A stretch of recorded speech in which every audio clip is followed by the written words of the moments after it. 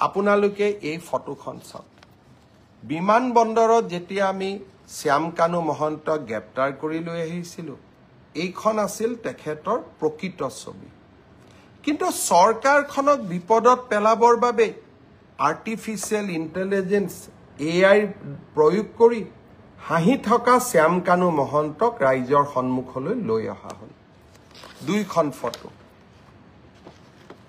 এইখন photo original এইখন photo duplicate এই কামবোৰ কিয় কৰি আছে জুবিনক ন্যায় দিবৰ বাবে জুবিনক ন্যায় দিয়াৰ বাবে আপোনালোকে এনেকৈ ফটোশ্বপ কৰিবলগীয়া হৈছে ভুৱা ফটো বনাবলগীয়া হৈছে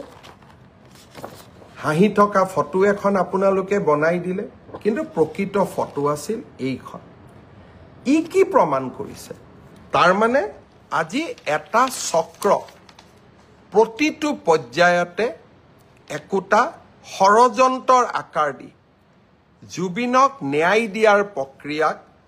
এটা অসম চৰকাৰ বিৰোধী অৱস্থানলৈ ৰূপান্তৰ কৰাৰ বাবে প্ৰচেষ্টা কৰিছে